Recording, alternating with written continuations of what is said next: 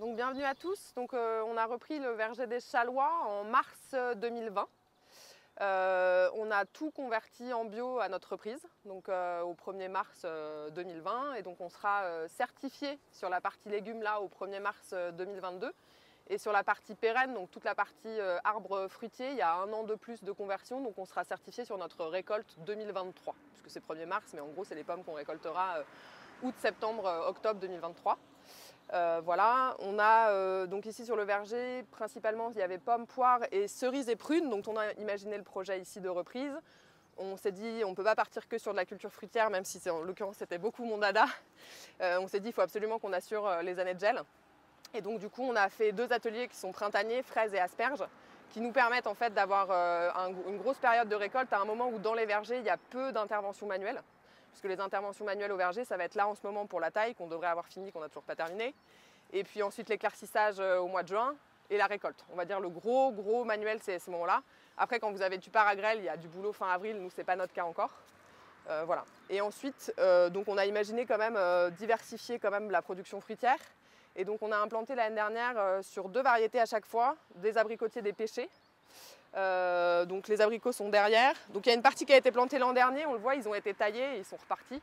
Et une partie qui a été plantée cette année où on n'a pas taillé encore. On attend le printemps et quelques jours de sec pour limiter les maladies. Mais donc on va vraiment venir, l'objectif c'est de les faire partir ce qu'on appelle en gobelets. Donc on va venir les rabattre quand même assez bas pour qu'ils refassent voilà, des branches sur les côtés. Donc là on est dans ce cas-là. Donc on voit bien que sur les pêchers, on n'est pas loin du stade E, c'est-à-dire qu'on n'est pas loin de voir les étamines. Donc la sensibilité au gel sur ces variétés de pêche, a priori, ça va quand même être compliqué. Après, sur l'abricotier, on a pris des variétés qui sont suisses, qui normalement sont à floraison tardive. Donc on voit bien cette année sur les arbres qu'on a plantés, que ça va être les grandes tiges qui sont très hautes là, les fleurs sortent déjà. Alors que sur ceux qu'on a plantés l'année dernière, ils n'ont pas encore démarré. Donc on a bon espoir que les variétés soient quand même plus adaptées, que la pêche qui a priori, voilà, la dose de froid elle repart. Avec le temps qu'on a eu la semaine dernière, tous les arbres sont repartis, on est en stade C pratiquement partout. Et sur les pêches, on a vachement d'avance. Typiquement, ils annoncent -2 demain matin. Je pense qu'on n'a plus de fleurs. On n'avait pas prévu de récolter cette année, donc ça va. Mais voilà, on se dit clairement que sur les pêches, on va quand même avoir un petit souci. Après, on avait prévu quand même la possibilité en production de chauffer, parce que c'est pas une grosse parcelle, avec des bougies. Mais ça n'est rentable que si vous commencez à chauffer que fin mars. Si vous commencez à chauffer fin février, voilà, à un moment, faut faire le plan. Donc on va voir comment ça évolue, mais c'est vrai que moi, quand j'ai fait le tour de la parcelle fin de semaine dernière et que j'ai vu l'avance que ça avait, je me suis dit waouh, on est le 20 février, c'est déjà bien sorti, ça veut dire que ça va quand même être compliqué, malgré le fait qu'on ait choisi quand même, malgré tout, les variétés qui ont des floraisons les plus tardives possibles. C'est-à-dire que nous, ça nous fera des fruits probablement courant août, les années où on sera en production. Mais bon, voilà. C'est un petit atelier de diversification. En abricotier, on a Lisa et Mia, donc des variétés suisses. En porte-greffe, Prunus classique. Et Apolla et, comment elle s'appelle la deuxième, Alabama, sur les pêches. Voilà, qui sont normalement des variétés plutôt résistantes, plutôt adaptées à nos climats de Nord-Loire, avec l'aspect floraison qui va quand même être important à gérer, quoi. Voilà. On va avancer.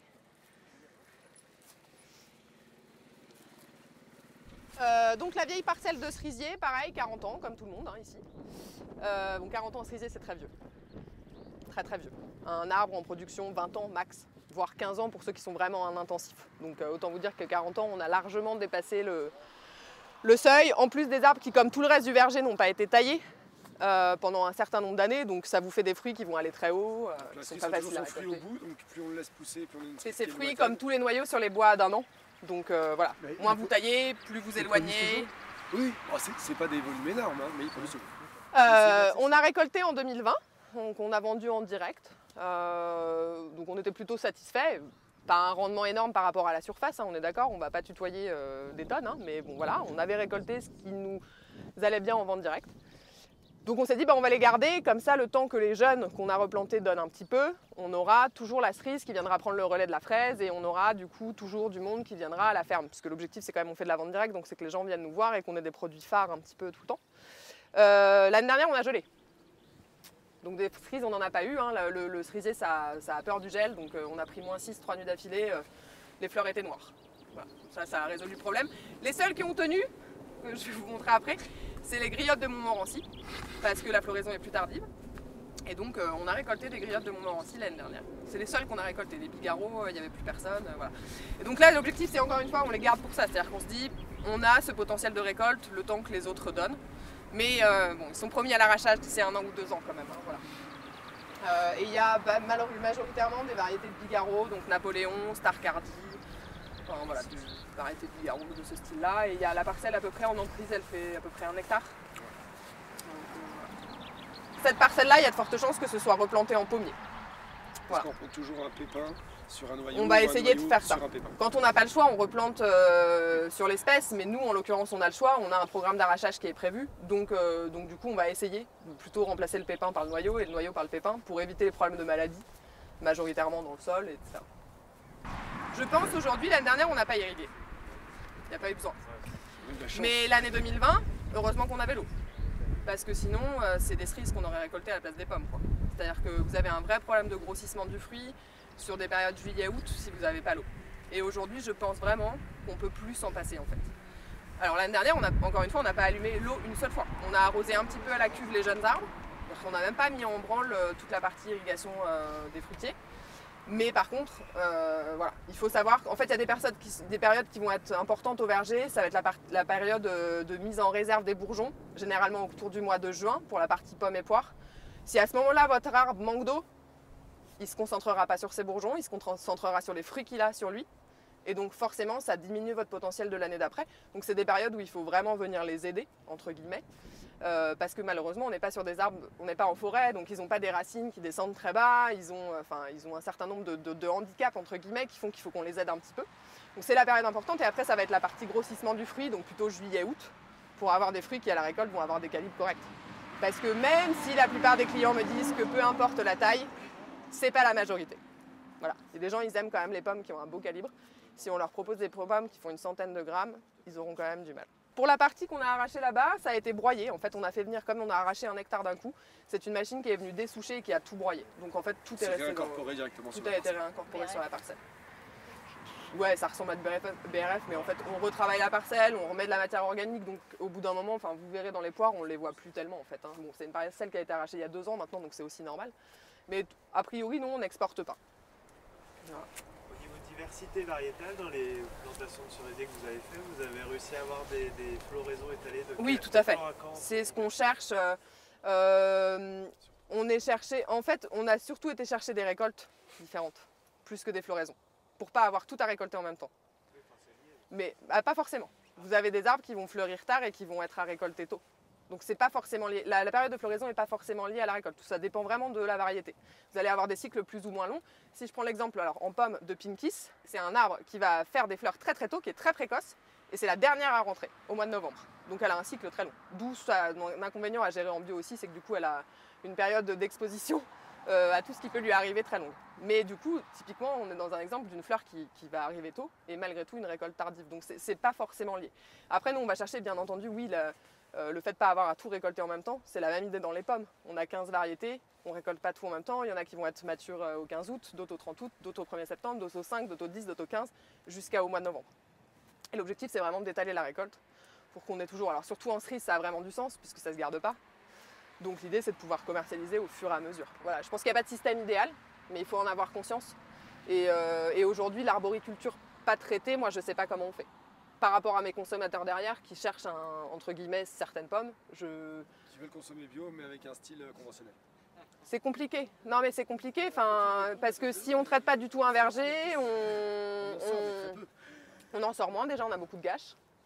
Et puis on a des pommes qui sont... nous, c'est celles qu'on mange, on n'est pas malade, hein, entendons-nous. Mais bah, voilà, elles ne sont pas présentables, elles vont avoir des gros crocs de carpeaux, elles vont avoir des grosses taches de tavelure, des petits placards. Et ça, aujourd'hui, la plupart des gens ne sont pas prêts. Enfin, moi, c'est ce que je vois en vente directe. Après, j'ai toujours des gens qui vont me dire « Ne bradez pas ces pommes, elles sont excellentes », qui m'engueulent à moitié. Mais la réalité, c'est que 3/4 des consommateurs qu'on a vont quand même vouloir... Voilà, ils sont prêts à faire un effort, mais pas complet. Et là, donc, je vous disais, donc ça, c'était la parcelle de prunier qui a été arrachée. On a laissé volontairement cette partie qui est en fait très mouillante. Et l'objectif ici, c'est de travailler avec le PNR pour refaire une zone humide ici. Là, sur la partie qui était labourée, et donc tout un système de strates en fait, en laissant, donc je vous parlais des cerises de Montmorency tout à l'heure, elles sont là, sont un peu, alors il faut imaginer, vous voyez bien les ronciers là, le verger, 90% du verger était comme ça quand on a repris. Donc voilà, c'est pour ça que je vous disais, les cerises, on n'y a pas passé beaucoup de temps parce qu'on avait largement de quoi s'occuper ailleurs et qu'on savait voilà, que ça n'allait pas durer. Mais bon voilà, donc l'objectif ici, il est de laisser les cerises de Montmorency parce que c'est quand même pas une variété qu'on va replanter. La raison étant qu'il y a des gens qui y sont accros, mais souvent c'est quand même des anciens. Et les nouveaux, malheureusement, c'est pas une cerise, voilà, c'est une cerise qui est très aigre, alors qui est excellente en préparation, en coulis, tout ce que vous voulez, mais bon, il faut la connaître et elle est rouge vif, très jolie, un peu transparente, mais très acide. Voilà. Donc ça correspond plus, les gens aujourd'hui, quand ils veulent de la cerise, ils veulent de la Bigarro, ils veulent que ça croque, que ce soit sucré, tout ça. Donc là, il y a 4 ans, on le voit avec les protèges troncs, ça a été planté l'année dernière, donc février 2020. Il est prévu qu'on enlève encore les fruits cette année. C'est-à-dire que moi, je trouve qu'ils n'ont pas assez poussé, là, en un an. Donc l'objectif, il va être encore qu'ils poussent cette année, donc je vais leur supprimer les fruits. L'objectif étant qu'ils développent le système aérien, le système racinaire, et voilà, on leur laisse un an de plus. J'aimerais bien qu'ils poussent bien cette année pour qu'on puisse faire la première récolte en 2023, mais on verra. Voilà, ça va dépendre d'eux. Je trouve cette année qu'ils n'ont pas énormément poussé, hein, on le voit, les bois d'un an sont là. C'est rien, c'est clairement pas assez. Alors on en a certains qui ont mieux poussé, mais dans l'ensemble, moi je trouve qu'ils ne se sont pas assez développés, donc on va leur supprimer encore les fruits cette année. Et après la deuxième partie, on voit les protèges arbres en rouleau là. Là c'est la plantation de janvier 2022. Où là on a replanté. Donc ça c'est Conférence et on a replanté Concorde et Beurré Hardy. Normalement on aurait dû aussi replanter Président Théron, qui est une variété aussi de poire, alors qui a plein d'avantages en bio, c'est qu'elle n'alterne pas, elle est assez résistante à la tablure, elle n'est pas sensible à tout ce qui va être feuilletage, enfin elle a plein d'avantages. Mais ils ne me les ont pas envoyés. Donc voilà, donc je les attends pour l'année prochaine maintenant. Sur quel porte-greffe vous êtes encore? Alors on est Adam Socido, pris majoritairement, et on a sur Concorde, on est sur EMA. Cognacier. Oui. Sur quoi? EMA, c'est des cognaciers aussi. On va dire un peu plus vieux porte-greffe que voilà. Donc c'est des arbres qui vont pas être trop petits, mais qui vont pas être pleins non plus. Hein. Nous on est quand même pas lissés, donc voilà. Et l'objectif sur ce verger-là, c'est d'implanter le paragrèle dans 2 ans. C'est pour ça qu'on a des piquets qui sont à 3,50 m, enfin qui font 4,50 m et qui sont à 3 mètres, 3,50 m. L'année dernière, quand on a planté, on n'était pas encore équipé pour désherber le rang. Donc on s'est dit, qu'est-ce qu'on peut aller chercher qui nous permette de limiter la concurrence sur les jeunes arbres, sachant qu'on ne va pas être équipé. Et en même temps, moi je voulais pas mettre de la bâche tissée parce que ça a obligé à l'enlever. C'est pas biodégradable. Voilà. Après, on s'est dit la paille, mais il se trouve qu'on n'a pas forcément trouvé ce qu'on voulait. Donc on est parti sur ce système-là. Donc c'est du paillage de chanvre. Donc a priori qui va finir par se disloquer avec le temps. Bon, les sangliers ont joué avec. Donc ils nous ont bien soulevé des parties entières de bâche. Voilà. Ensuite, ça a été très long à mettre. Rapport temps passé, efficacité... Voilà, donc je pense qu'on ne recommencera pas. Là, pour le coup, sur la nouvelle plantation, l'objectif il est de travailler avec la méthode sandwich. Je ne sais pas si vous en avez entendu parler, c'est-à-dire qu'on travaille le rang sur le côté et on laisse la ligne d'arbre. En fait, on travaille vraiment le sol sur 50 cm en dessous de la future frondaison des arbres. On laisse ensuite enherber toute la partie inter-rang, voire on sème des couverts favorables aux auxiliaires dedans. Et ensuite, on laisse le rang enherbé. Ça permet 2 choses. Ça permet de lutter contre tout ce qui va être rongeur, parce qu'ils sont gênés par le fait que vous ayez travaillé une partie, que l'autre soit pas travaillé, que l'autre soit pas travaillé. En fait, ils se retrouvent bloqués, ils viennent pas manger vos racines. Ça a cet intérêt-là. Et puis, ça a un intérêt aussi de garder le rang propre, de garder une concurrence qui restera, on va dire, acceptable. Voilà. On a planté 3000 m² de cerisier, je pense qu'on va s'arrêter là. La raison est clairement qu'on se rend bien compte qu'aujourd'hui, en cerise, partir en gobelet, c'est quand même hyper risqué à cause de la mouche. Donc nous, ce qu'on voit, c'est que les gens qui replantent de la cerise aujourd'hui, y compris en bio ou en conventionnel, dans des régions de cerises ou pas de cerises, c'est qu'ils partent tous sur des porte-greffes hyper magnifiants. Ils mettent sur le rang et ils couvrent avec les filets anti-insectes et les bâches anti-pluie. Et que c'est le seul moyen qu'ils ont de ne pas avoir de perte, en fait. Donc voilà, donc on s'est dit, bon, on va se calmer sur la cerise. Et donc on a plutôt développé la partie prune. Mais ça, c'est venu, en fait... Il y a plein de choses qui changent quand vous vous installez, vous avez un programme et puis en fait, il se trouve par exemple, on avait prévu de replanter la parcelle de pommes qu'on voit derrière là-bas au fond, qui est la plus récente. Non en fait, chancre partout dans tous les rangs. Donc on va pas replanter du pommier à un endroit où il y a des maladies. Donc ça veut dire que les pommes, notre renouvellement de pommes se fera pas là-bas. Ça veut dire qu'il faut forcément qu'on imagine autre... Enfin voilà. Ce que je veux dire, c'est qu'entre ce que vous imaginez théoriquement et la pratique, il y a un... Voilà. Et que nous, on change notre programme à peu près tous les ans, quoi. Notre programme de plantation, il change tous les ans. Alors sur les réservations d'arbres qui arrivent, voilà, mais malgré tout, il y a quand même des changements qui sont faits au fur et à mesure parce qu'on voit les problèmes dans les arbres. Le chancre, par exemple, papyracé, la première fois qu'on a visité la parcelle en septembre 2019, avec mes conseillers techniques pour voir si éventuellement partir en bio, malgré ces variétés des années 80, c'était faisable, on ne l'a pas vu. Parce que ça se voit l'hiver, en fait. Et puis les années pluvieuses, comme on a eu l'année dernière, ont augmenté la propagation de la maladie. Et donc, voilà. Le coût à l'hectare. Si on vient juste là-dessus, un arbre en gobelet, vous allez payer votre sion d'1 an, qui va coûter en cerise autour entre 8 et 10 euros selon les variétés que vous prenez. Donc après, vous mettez en cerise à peu près en gobelet 5 à 600 arbres à l'hectare. Donc voilà, ça vous donne le coût global d'une implantation d'1 hectare juste avec les arbres. Et là, vous rajoutez le palissage, la bâche anti-pluie, le filet anti-insectes, c'est à peu près 40 000 euros l'hectare. Donc d'entrée de jeu, vous augmentez quand même tout de suite l'implantation, sachant que ça reste un noyau, donc ça donne au bout de 4 ans à peu près. Après, il faut rentabiliser tout ça. En arboriculture, c'est souvent le problème. On a plein de solutions, entre guillemets mécaniques, c'est-à-dire mettre des filets, mettre des bâches anti-pluie et tout ça. Mais il faut toujours voir le résultat de l'investissement au bout, c'est-à-dire qu'on vend quand même que des pommes, quoi. On me posait la question il n'y a pas très longtemps des filets Alp Carpo, donc c'est pareil, des filets insectes que vous mettez sur les arbres pour limiter.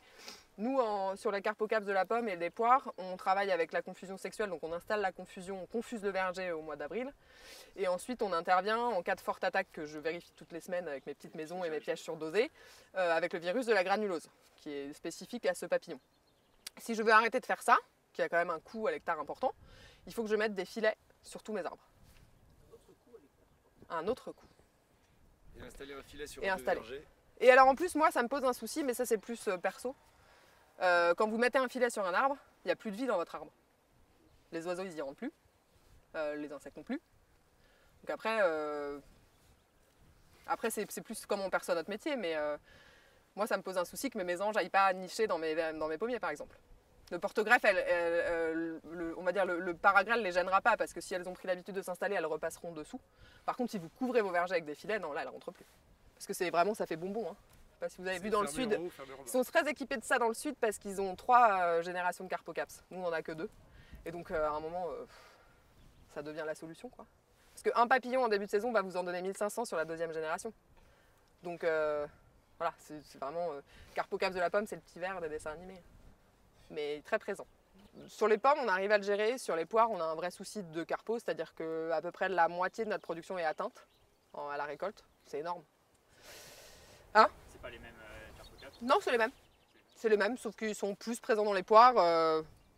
Alors cette année, je sais pourquoi, parce qu'on n'a pas confusé. J'ai fait une erreur, c'est-à-dire qu'on avait gelé très fort en poire. Donc je savais qu'on n'avait pas de production dans les poires, donc je me suis dit, la confusion c'est quand même assez cher, je ne vais pas mettre la confusion cette année dans les poires.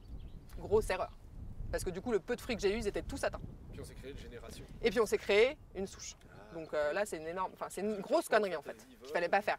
Et bon voilà, vous êtes en 2e année d'installation, vous savez que déjà il y a 10 tonnes de poires qui rentreront pas, vous vous dites ok, alors où est-ce que je peux aller chercher les sous? Là, et puis connerie en fait. Sur les arbres, il faut pas faire ça, même si ça produit pas, il faut continuer à s'en occuper. Sinon vous le payez les années qui suivent. Donc voilà. Donc là, ce qu'on va envisager de faire nous, c'est sur la 2e génération, d'installer des cartons tous les 3 arbres, pour qu'au moment où ils vont redescendre dans le sol, ils s'arrêtent en fait au carton, qu'ils se disent on est bien là, puis on les enlève après les cartons. Et ça, a priori, on peut quand même diminuer pratiquement de 80% l'inoculum. Est-ce que vous avez prévu d'installer, on va dire, un dispositif biodiversité justement pour essayer d'avoir cette entrée? Il y a plusieurs trucs en cours. Il y a ce que je vous ai montré là-bas, le long des poiriers, où on a prévu d'implanter là sur toute cette bande-là des couverts qui vont être semés tous les ans avec un système de strates de haies, avec potentiellement une zone humide qui va revenir. Donc ça, c'est à voir avec le temps. Ici, là, sur toute la partie qu'on voit, parce que la partie qui est en labour va être en sarrasin cette année et plantée de pommiers en novembre 2022, si on reçoit les arbres à temps. Du coup, là, on aimerait bien réimplanter une haie ici, mais il y aura forcément des sorties, parce que c'est ce que j'expliquais, le vent du nord, il arrive de là. Donc en fait, ce qu'on a vu là avec les gels de convection du mois d'avril, c'est qu'en fait il arrive du nord et il vient taper contre le bois. Et donc il stagne sur une partie du verger et il a tendance à tourner dans cette espèce d'espace là. Parce qu'on est dans une cuvette, ça se voit pas trop, mais dans une cuvette et on est entouré de forêt. Obligatoirement, le gel il a du mal à ressortir, donc il attend. L'air a du mal à s'évacuer, l'air froid a du mal à s'évacuer, donc il faut quand même qu'on la réfléchisse cette EL. Même si elle a tout un intérêt, déjà parce que notre voisin il est en conventionnel, donc voilà, ça peut freiner un peu les échanges, on va dire. Bon après on s'entend très bien avec eux, c'est pas un souci. Typiquement il y a un désherbant sur céréales qu'il faut surtout pas mettre à côté des pommiers en période où ils ont tendance à en mettre à l'automne et nous on leur dit bah voilà vous attendez qu'on ait rentré les pommes pour le mettre parce que sinon c'est déclassement de la production. Donc on s'entend bien avec eux, c'est pas un souci, mais bon voilà on se dit que si on peut limiter les échanges c'est pas plus mal. Voilà, et ensuite on se posait la question plus là-haut. En fait c'est la partie du verger que vous n'avez pas vue, mais en fait on aurait la possibilité de remettre une haie là-haut. Voilà. Ensuite, comme on va réussir à maintenant désherber les rangs, puisqu'on est équipé de la machine depuis 15 jours, on a prévu de semer des couverts particuliers sur l'interrang. Donc ça c'est plus favoriser on va dire le nourrissage des auxiliaires, hein, tout ce qui va être cirf et tout ça, pour qu'ils soient bien présents quand on en a besoin. Parce que gros ravageur de la pomme c'est puceron cendré. Voilà. Et que puceron cendré, il a ses petites copines les fourmis, et que voilà, tout ça, ça s'entend très bien. Donc nous, on essaye de faire venir un peu les copains qui les aiment pas trop. Voilà. Et tout en sachant que dans tous ces systèmes-là, on a autant d'insectes bénéfiques que de nuisibles. Parce qu'on recrée un écosystème, donc on recrée aussi un endroit pour que les insectes nuisibles viennent se reposer l'hiver. Ouais. Donc c'est le contre-coup aussi de la chose. Après, en bio, vous êtes obligé de jouer avec ça. Donc voilà, moi j'ai quand même le sentiment aujourd'hui qu'en termes de diversité sur la ferme, on n'a pas de souci, on n'a pas d'absence d'auxiliaires déjà. C'est-à-dire que quand on a le ravageur, bon le puceron cendré il arrive souvent avant tout le monde, mais si je prends l'année dernière, on a eu très chaud fin mars. On pouvait déjà commencer à avoir certains nids de pucerons cendrés sur lesquels les coccinelles étaient déjà. Ça veut dire qu'ils sont arrivés, elles étaient là. Mais le problème c'est qu'on a gelé. Ça a mis tout le monde par terre, y compris les insectes. Et qui c'est qui est revenu en premier ? Voilà. Et les coccinelles, elles ont mis énormément de temps à revenir l'année dernière. Mais moi, ça me fait dire quand même qu'on a un bon équilibre dans ce verger. C'est que malgré tout, il y a de l'échange, quoi. Après, on peut toujours faire mieux, mais on va dire la prophylaxie et le fait qu'on ait beaucoup de variétés, parce que là, vous êtes en cerise, derrière, vous allez être en pommes, mais là, bientôt, ce sera plus des pommes. On a quand même des couverts enherbés en prairie pas loin, on a les asperges pas loin. Donc en fait, c'est pas comme si on avait une parcelle de 20 hectares de pommiers, quoi. On n'est pas... Enfin, il y a des échanges qui se créent forcément. Floraisons qui sont pas au même moment, on n'intervient pas dans le verger au même moment, enfin voilà, donc pour moi il y a déjà quand même une diversité qui fait que on a déjà quand même pas mal de complémentarité à ce niveau-là, mais c'est toujours perfectible, c'est sûr. Est-ce que vous avez une partie en transformation sur les fruits, et comment vous stockez les fruits après la récolte? Est-ce que vous vendez tout en direct Alors vendre en direct c'est compliqué parce qu'on a un fruit de garde et il y a des volumes qui sont conséquents, donc la vente se fait de façon étalonnée. Jusqu'à février-mars. Ouais. Là, on est en fin de commercialisation sur les dernières variétés de pommes qui se conservent le mieux. Donc, on conserve en frigo à 3 degrés. Alors, après, en fonction des variétés, on va, par exemple, la Jonagorède, qui est cette dernière variété qui nous reste, on l'a rentrée pour les derniers passages, puisqu'on fait à peu près entre 2 et 3 passages par variété. Donc, qu'il n'y ait pas tout d'un coup. Sinon, vous avez des gros écarts de maturité dans les fruits. Donc, on passe à peu près entre 2 et 3 passages. Et les dernières à rentrer, Jonagorède, ça devait être fin octobre et les dernières sont en train de partir là. Mais par contre, il y a des variétés qu'on a rentrées à peu près en même temps, mais on sait qu'elles se conservent moins bien, donc on va les faire partir avant. Typiquement, Canada, Renette Grise du Canada, c'est une pomme au 15 décembre, j'aime pas l'avoir encore en frigo, je sais qu'elle va devenir farineuse. Alors même si c'est quand même une pomme qui a tendance à être farineuse, qui est assez dense en chair, si elle est vraiment farineuse, c'est qu'elle est trop vieille. Enfin moi la Canada au mois de mars dans les supermarchés je comprends pas quoi. Pour moi c'est pas une pomme qui se consomme au mois de mars. En fait à la récolte il faut faire un espèce de Tetris dans le frigo ouais. Pour rentrer les variétés qui et les laisser ressortir en premier et remettre celles de derrière. Donc on fait que ça, on rentre des pommes, on ressort, on rentre, on ressort, on ressort. Voilà, et après pour répondre à ta question sur la partie transfo, on y pense très fortement. Pour l'instant on passe par des prestataires. Donc on travaille avec un pressoir dans la Somme à qui on envoie nos palox de pommes. On envoie un premier triage mois de novembre sur toutes les variétés qui vont avoir été rentrées, on va dire de septembre-octobre et qui sont déjà triées, puisqu'on retrie la plupart du temps quand même. Déjà parce qu'à la cueillette, il y a des trucs qu'on va pas voir, parce qu'on est rapide, on met dans les caisses et tout ça, et donc il ne faut pas que ces fruits-là viennent pourrir le reste de la caisse, ce serait dommage. Donc il y a un premier triage sur ça. Après, par rapport à nos circuits de commercialisation, on est aussi obligé de trier, on travaille un peu avec la resto collective, et là il leur faut un calibre de pommes très particulier pour rentrer dans les machines, donc on est obligé de faire ce tri-là aussi pour eux. Et donc tous les écarts de tri, parce ce que nous on va appeler quart de tri, c'est-à-dire des pommes déformées, trop petites, avec des grosses piqûres d'insectes et tout ça, ça part en tronçon. Et donc c'est à peu près un quart de la production quand même, c'est loin d'être négligeable.